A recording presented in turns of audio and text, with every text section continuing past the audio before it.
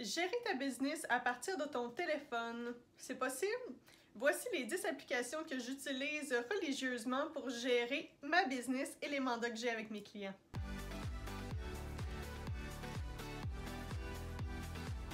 Si t'es pas encore abonné à ma chaîne, je t'encourage à le faire immédiatement en cliquant sur le bouton subscribe et aussi en cliquant sur la cloche pour être avisé quand une prochaine vidéo va être disponible.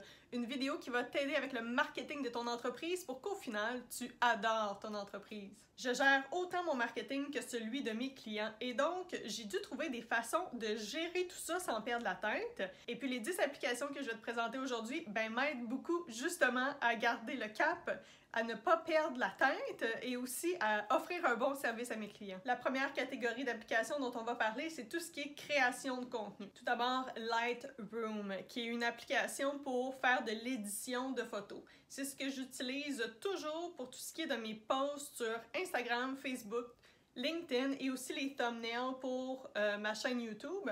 Qu'est-ce que je fais? C'est que je prends une photo et ensuite j'ai utilisé Lightroom pour avoir le même preset partout. Donc avoir le même type de photo, un petit peu la même luminosité, étant donné que généralement, les photos que je prends, c'est toutes dans mon bureau. Donc tout ce qui est du background, la luminosité déjà naturelle, évidemment, étant donné que c'est avec ma fenêtre que j'ai juste ici, c'est ce que je préfère. Juste pour être sûr que ce soit cohérent visuellement et que j'ai moins de travail aussi à faire où est-ce que je dois retoucher chacune des photos. Je ne veux pas dire que ce n'est pas nécessaire de retoucher chacune des photos, ça peut être nécessaire, en fait pas nécessaire, ça peut être bien de retoucher chacune des photos, surtout si c'est cohérent avec le type d'entreprise que tu as, mais pour moi, c'est pas cohérent. Je n'offre rien, je n'offre aucun service qui est en lien avec la photographie, donc la qualité visuelle.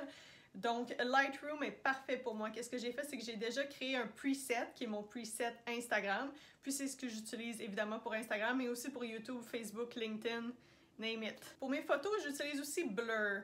Le Blur, en fait, c'est parce que, comme tu le sais peut-être, j'utilise mon iPhone pour tout ce qui est mes photos et mes vidéos. Je sais que c'est pas la meilleure qualité, mais que veux-tu, il faut faire des choix en business et il faut savoir où mettre notre argent, où dépenser notre argent, où investir notre argent. Et donc, j'utilise encore mon iPhone. L'application Blur m'aide à mettre justement tout ce qui est du tour, donc tout ce qui est le background. Je vais mettre un effet blur, donc un effet... C'est quoi blur en français? C'est plus précis, flou. Donc avoir un background qui est flou, un arrière-plan. Pourquoi j'utilise toujours les mots en anglais? Un arrière-plan flou, ça ajoute un petit quelque chose et puis aussi si tu as à utiliser du texte sur ton image, ça va le faire ressortir un petit peu plus parce que dans le fond, tu vas avoir ce qui n'est pas flou, donc généralement la personne, ça pourrait être un objet, ça pourrait être autre chose. Donc il y a ça qui va être comme mis de l'avant et aussi ton texte et tout ce qui est de l'arrière, mais ça va être flou. Et donc ça va plus se camoufler justement avec l'arrière-plan. Et pour ma création de contenu, j'utilise aussi Canva, je l'utilise autant sur mon ordinateur que sur mon téléphone justement pour tout ce qui est de création de contenu sur on the go, donc sur la go, donc peu importe quand en réalité.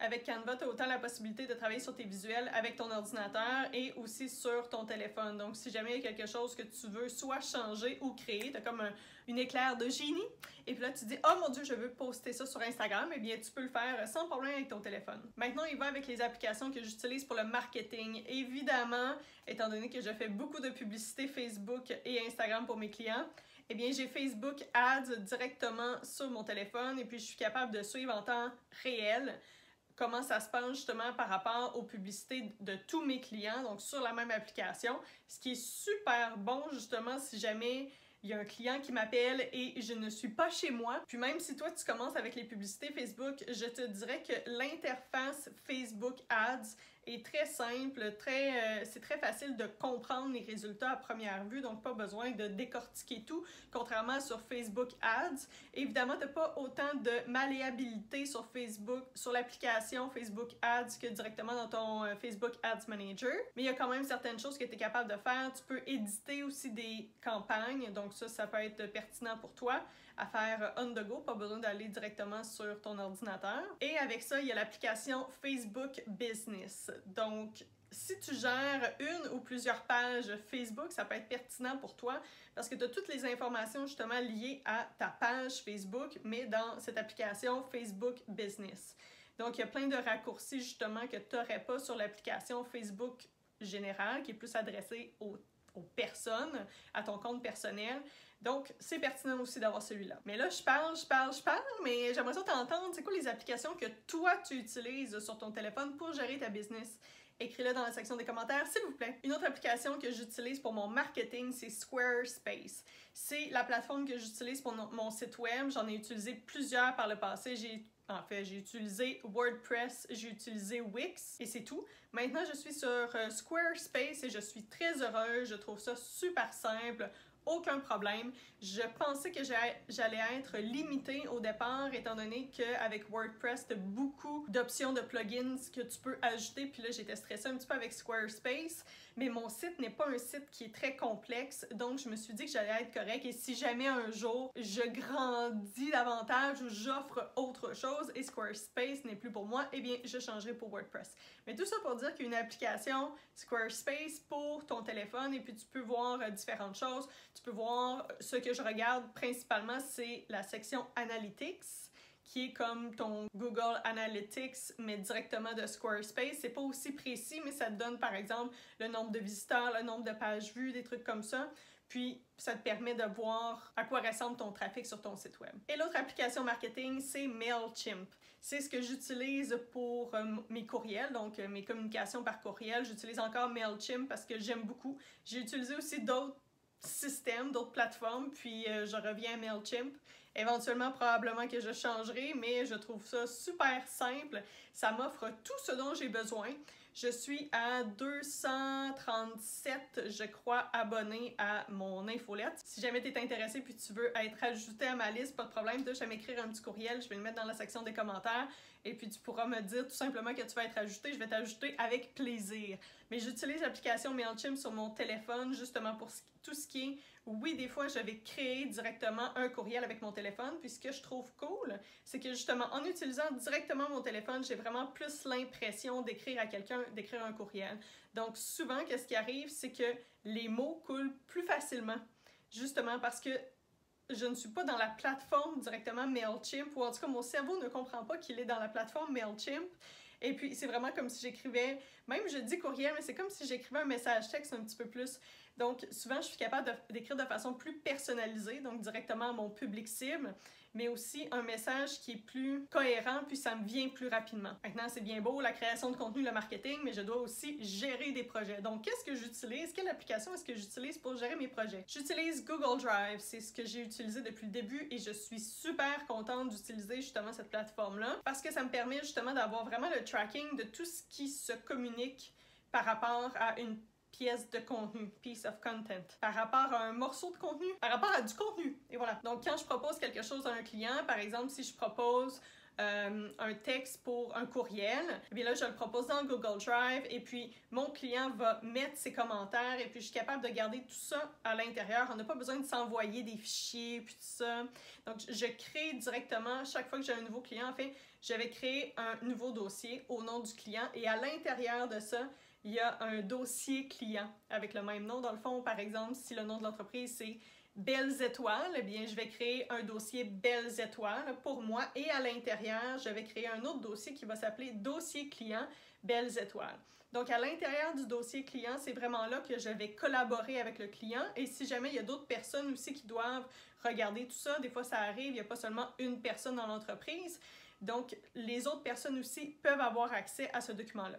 Donc, qu'est-ce que ça l'évite, comme je l'ai mentionné, c'est qu'on n'a pas besoin de s'envoyer plein de documentation, plein de PDF, plein de documents Word, par exemple, puis que finalement, on est comme, est-ce que c'est vraiment la dernière version? Est-ce que c'est la version finale ou la finale?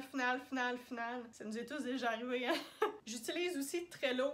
Trello, c'est surtout pour ma création de contenu, en fait. En fait, oui, pour ma création de contenu, oui, mais aussi pour le suivi de mes conversions de vente. Par exemple, j'ai comme un funnel, j'en parle souvent, j'ai un funnel très de base, et puis je vais garder sur Trello, dans chacune des catégories, je vais garder le nom de la personne, le client potentiel. Par exemple, ça commence avec la personne a rempli un de mes formulaires. Par la suite, ça va être le sales call. Par la suite, ça va être l'offre de service. Ensuite, ça va être le suivi si jamais il n'y a pas eu de réponse de la part du client. Et par la suite, je mets dans la colonne « Non, pas pour maintenant ». Parce qu'il faut garder ça en tête aussi. Si jamais il y a un client qui te dit non, ça ne veut pas dire non définitivement, éternellement. C'est non pour maintenant. Donc, je le garde dans cette colonne-là. Donc, en plus de mon funnel sur Trello, je vais aussi mettre toutes mes idées pour ma création de contenu.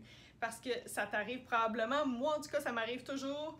C'est souvent quand je suis dans ma douche, quand je prends une marche avec Brutus et ou quand je me lève ou je me couche le soir, surtout quand je me couche le soir en fait, que là j'ai plein d'idées de contenu à créer puis je me dis « Oh mon Dieu, je devrais vraiment parler de ça. Oh mon Dieu, je devrais vraiment parler de ça. » Puis là, avant, qu'est-ce qui arrivait, c'est que je mettais tout ça par message texte que je m'envoyais à moi-même, mais qu'est-ce qui arrivait, c'est que comme en l'écrivant, j'écris mon idée, puis là, le pop-up arrive et ça fait comme si je l'avais vu. Donc, j'oubliais dans le fond de retourner à mes 10 messages envoyés à moi-même. Donc là, je mets tout sur Trello et c'est vraiment un dump d'idées. Tout est là, il n'y a rien de mauvais, je mets tout ça là. Et la dernière application dont je veux te parler, c'est Notes. C'est quelque chose de très de base, si on veut, sur ton téléphone. Surtout si tu as un iPhone, en fait, je ne sais pas si tu peux avoir ça sur Android. Il doit avoir quelque chose de similaire. Mais dans le fond, qu'est-ce que je fais avec ça? C'est que chaque fois que j'ai un sales call, c'est tout là que je prends mes notes. Parce que ça va vite, il n'y a pas vraiment d'édition à faire. Puis, c'est une habitude que j'ai prise de mettre tout cela. Mais j'utilise pas Notes seulement pour ça. Je l'utilise aussi pour écrire mes captions pour mes Instagram, Facebook, LinkedIn. Donc, toute ma création de contenu, dans le fond, mon texte, généralement, je le mets là.